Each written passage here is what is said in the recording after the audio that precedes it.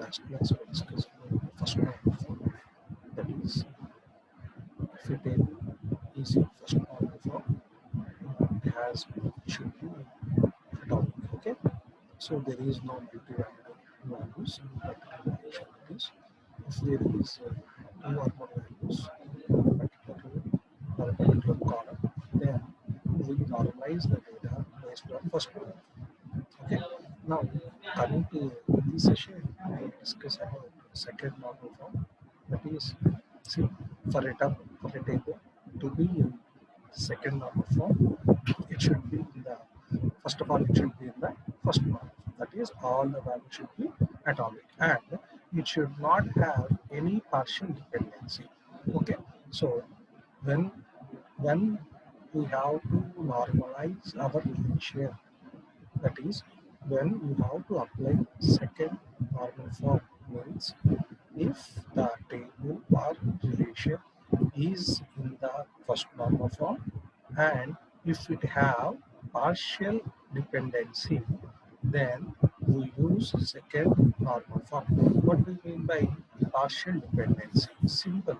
So the partial dependency is we have in a relation we have two or more attributes. Okay, in that attributes one is acting as a primary key. Okay, so remaining are acting as a non-primary key attributes based upon a relation. Okay, so if all the non-primary key attributes which is not depending on primary key attribute, then it is called as partial dependency. Okay.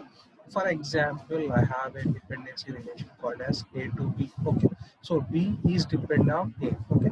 Similarly, A to C. Okay. C depends on A. Okay. So this B and C are this B and C are depends on A. A is a primary attribute. Okay. If A to D, D is not depends on A. Okay, that is D is a non-primary attribute and A is not primary attribute and D is not depending on A attribute. So that D has to remove. So that D has to remove means the partial dependency is applicable in A to D, and we divide that relation into subdivisions. Here the important factor is how when you decompose. So the when you decompose means in first normal form there is no decomposition. Simple. In first normal form only if there is if the relation shouldn't be in a table format, then you normalize that particular relation or particular table in a table format. So first normal ఫామ్లో టేబుల్గా లేని డేటాని టేబుల్గా ఉంచుతున్నాం. Okay, ఇప్పుడు second normal ఫామ్లో already data ఎలా ఉంటుంది, టేబుల్గా ఉంటుంది. So ఇప్పుడు టేబుల్గా ఉన్న డేటాని మనం ఏం చేస్తున్నాం, నార్మలైజ్ చేస్తున్నాం. నార్మలైజ్ డీకంపోజ్ చేస్తాం. అంటే సెకండ్ నార్మల్ ఫామ్లోనే మనం టేబుల్ని సబ్ టేబుల్గా డివైడ్ చేస్తాం. ఫస్ట్ నార్మల్ ఫామ్లో డేటాని డివైడ్ చేసుకుంటాం. ఇందా డేటా చూసాం మనం, మల్టీ వాల్యూడ్ డేటాస్ అంటే ఏంటి, టూ ఆర్ మోర్ వాల్యూస్ ఒకే రో కానీ ఒకే కాలం కానీ ఉన్నాయి. సో ఇప్పుడు ఏం చేస్తున్నాం, దాన్ని డికంపోజ్ చేస్తాం. అంటే టేబుల్లోనే డికంపోజ్ చేస్తాం. దాని first number form. Second number form ఏంటంటే టేబుల్ని ఇంకొక టేబుల్గా డికంపోజ్ చేస్తాం. ఇంకో టేబుల్గా డికంపోజ్ చేయాలి అంటే ఏమైతే నాన్ ప్రైమరీకి అట్రిబ్యూట్స్ ఉన్నాయో ఈ నాన్ ప్రైమరీకి అట్రిబ్యూట్స్ ప్రైమరీకి అట్రిబ్యూట్స్ మీద డిపెండ్ కాలేదో అప్పుడు అలాంటి నాన్ ప్రైమరీకి అట్రిబ్యూట్స్ మొత్తాన్ని మనం ఏం చేస్తామంటే డివైడ్ చేసుకుంటాం. Okay, let's the partial dependency exists when for a composite primary key any attribute in the table depends only on a part of the primary key and not on the complete primary key. Okay, so we have the primary key and we have various non-primary key attributes and it should be depends on part of the primary key, and if there is not depend on primary key it acts as a partially dependency. Okay, to remove partial dependency, we can divide a table,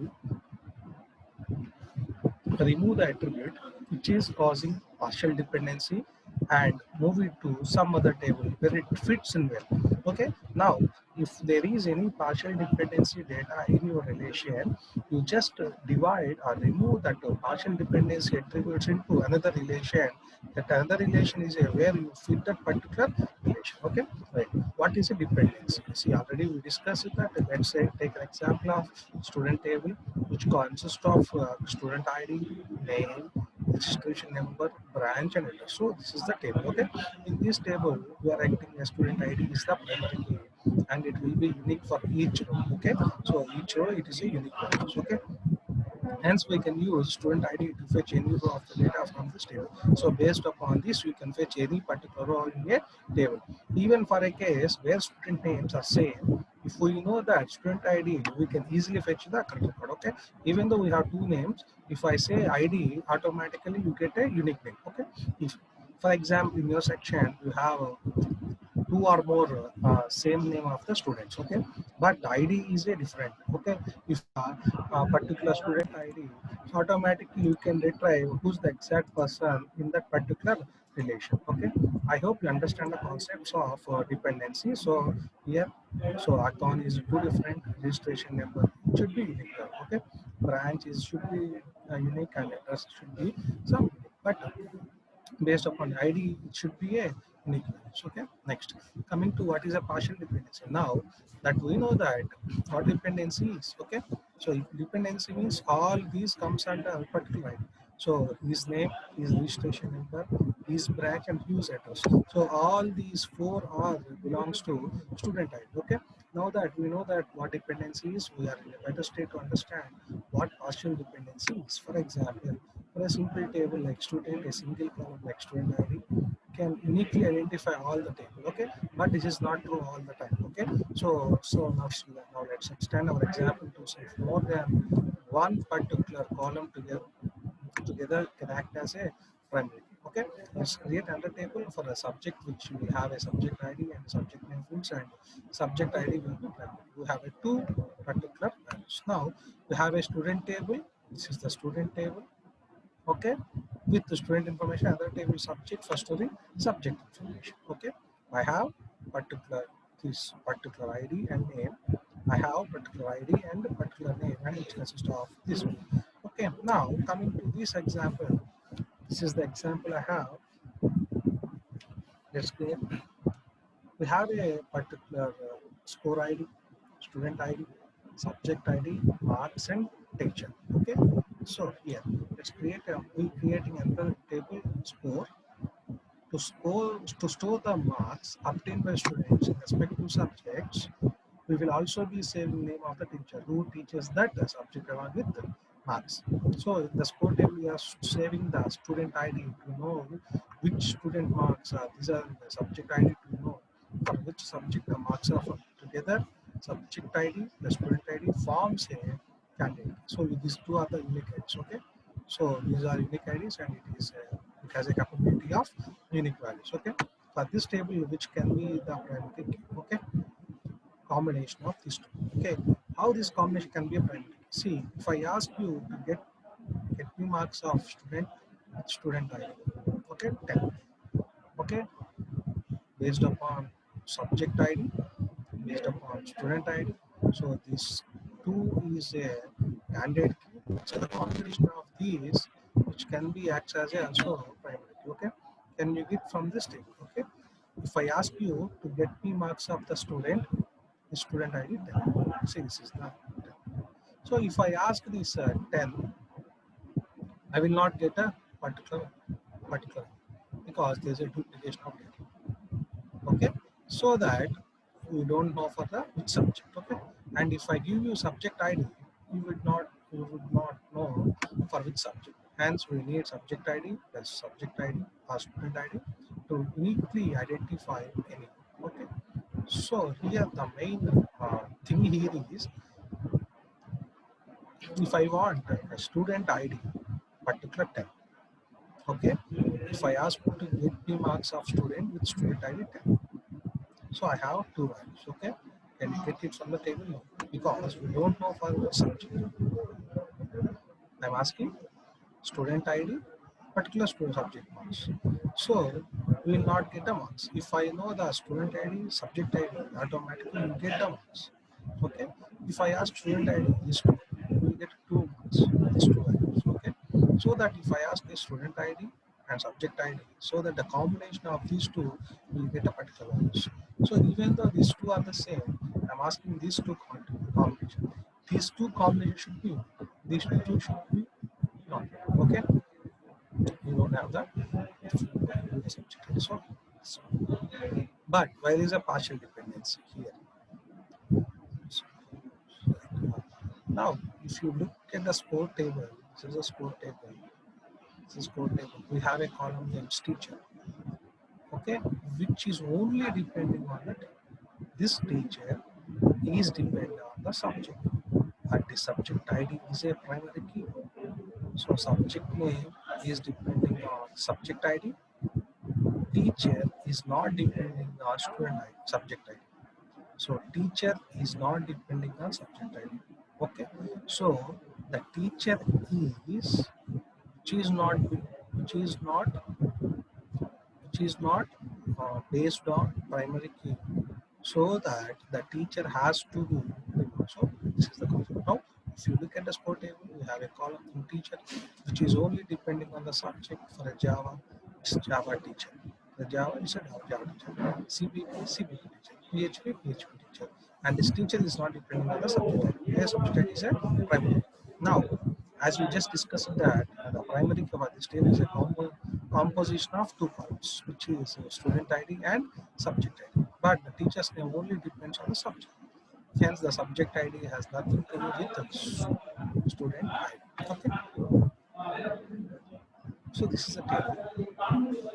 This is a partial dependency, where an attribute in the table depends on only a part of the primary key and not on the whole part. So, how to remove partial dependency means there can be many different solutions, but our objective is to remove teacher's name from the score table. The simplest solution is to remove columns teacher from the score table and add to the subject table. Hence, the subject table will become like this. Okay, this is the table, and this is the teacher is depending on particular subject, so that we are dividing this teacher into another relation.